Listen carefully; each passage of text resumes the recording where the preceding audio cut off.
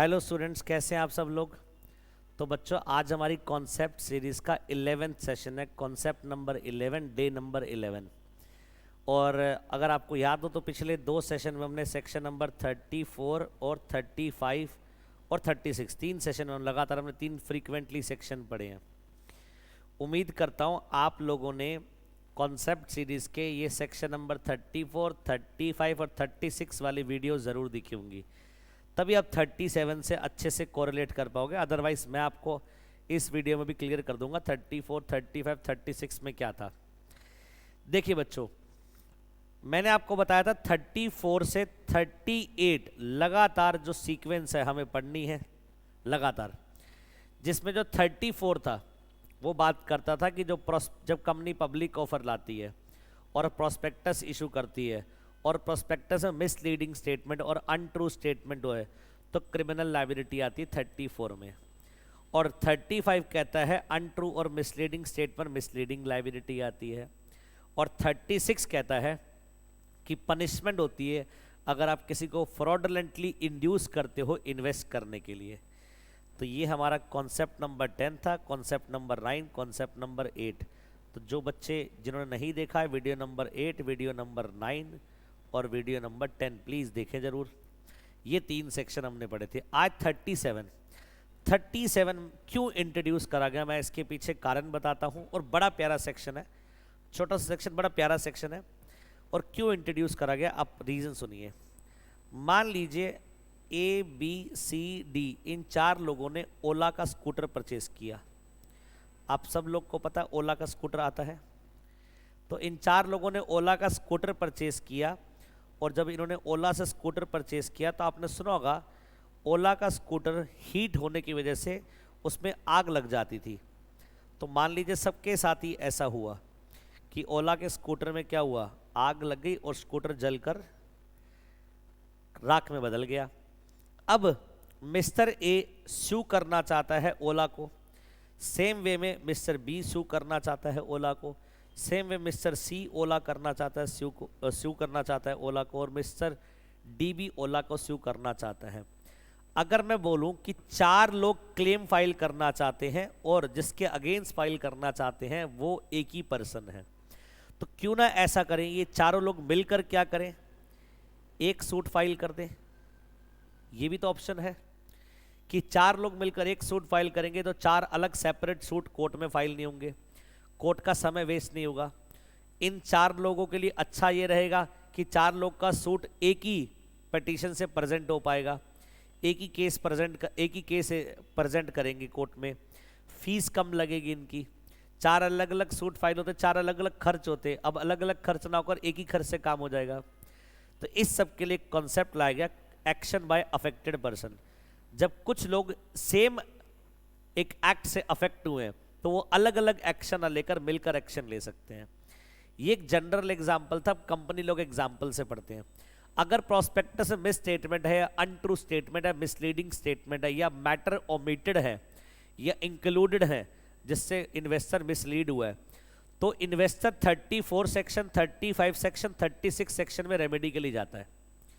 But सोचो, जो prospectus में मिसलीडिंग स्टेटमेंट होगी, अनट्रू स्टेटमेंट होगी, जो मैटर इंक्लूड करें जिससे वो मिसलीड हो रहा है, जो मैटर ओमिट करेंगे जिससे वो मिसलीड हो रहा है, उसमें जो मिसलीडिंग पीपल है वो कोई एक तो है नहीं, बहुत ज़्यादा लोग हैं। तो जो मिसलीड हुई है जनता, जो इन्वेस्टर, वो एक नहीं है, बहुत ज़्यादा है। तो इसके लिए कॉन्सेप्ट इंट्रोड्यूस करा गया कि वो जो इन्वेस्टर जो मिसलीड हुए वो अलग अलग सूट ना फाइल कर, मिलकर एक एक्शन ले, एक सूट फाइल करे, उसको बोलते हैं एक्शन बाय अफेक्टेड पर्सन। इसको एक और नाम बोल देते हैं क्लास एक्शन सूट। मतलब एक क्लास ऑफ पीपल मिलकर एक सूट फाइल कर सकती है, उसको बोलते हैं class action suit.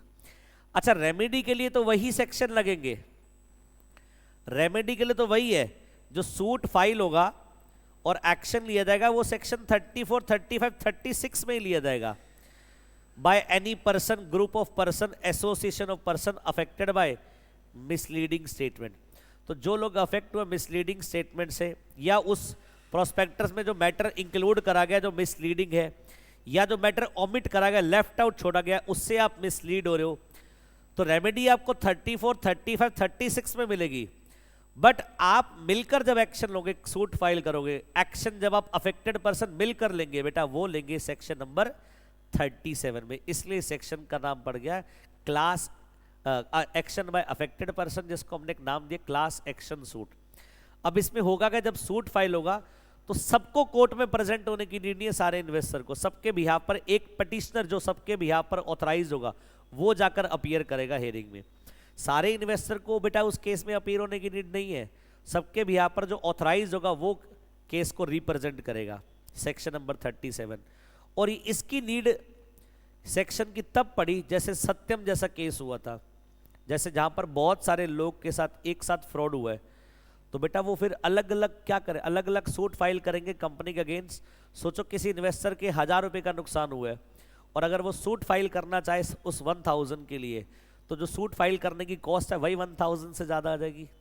What if अगर कुछ लोग मिलकर एक सूट फाइल कर रहे हैं, उनके साथ वो ज्वाइंट कर ले, तो उसका खर्च तो नहीं आएगा 1000।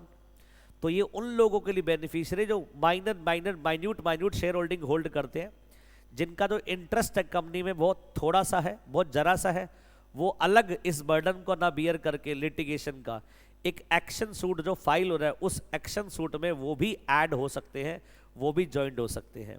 तो वहां पर उस सेक्शन की नीड है। और सबसे अच्छी बात, ये कंपनीज एक्ट 2013 में कॉन्सेप्ट आया, ये कंपनीज एक्ट 1956 में नहीं था, और कंपनीज एक्ट तरफ से is a kind of gift है उन इन्वेस्टर्स के लिए जो अफेक्ट हुए हैं एक स्टेटमेंट से, कि वो प्रोस्पेक्टस के मिसलीडिंग स्टेटमेंट से अलग अलग एक्शन ना लेकर मिलकर एक एक्शन ले सकते हैं। सेक्शन नंबर 37 में, जिसको हम क्या बोलते हैं, एक्शन बाय अफेक्टेड पर्सन, और वैसे हम बोलते हैं जो एक्शन हमने लिया है वो क्लास एक्शन सूट है। और रेमेडी के जो लोगे आप जिस सेक्शन में, वो सेक्शन वही होगा 34, 35 और 36। 34 criminal liability for misstatement in prospectus, 35 civil liability for misstatement in prospectus, और 36 punishment for fraudulently inducing person to invest money. This is all about section number 37, जिसका नाम है एक्शन बाय अफेक्टेड पर्सन। उम्मीद करता हूं बच्चों अच्छे से आपको एक कॉन्सेप्ट समझ आ गया होगा। तो अभी हमारी ये कॉन्सेप्ट सीरीज का 11th कॉन्सेप्ट था, और इसमें कॉन्सेप्ट सीरीज में मैंने आपको बताया था 34 से 38 लगातार मैं सेक्शन पढ़ाऊंगा, जिसमें 34 हो गया, 35 हो गया, 36 हो गया, 37, और कल वाले कॉन्सेप्ट सीरीज में, कल वाले कॉन्सेप्ट वीडियो में सेक्शन नंबर 38 हम करेंगे। चलिए बच्चों, तो आज के लिए इतना ही। इसको अच्छे से करिए कंप्लीट, और अपने सीरीज को कंटिन्यू करिए, मिस मत कीजिए इन लेक्चर्स को, इन वीडियोस को, सारे कॉन्सेप्ट्स को 1 बाय 1 देखते रहिए। बहुत छोटे छोटे क्लिप्स हैं, बहुत छोटे छोटे वीडियोस हैं, जिसमें कॉन्सेप्ट पूरा आपको समझाया जा रहा है, सारी चीज़ों को ध्यान में रखते हुए। तो एंजॉय करिए इसको, ठीक है। मिलते हैं नेक्स्ट वीडियो में। Thank you so much next concept के साथ। Bye bye, take care.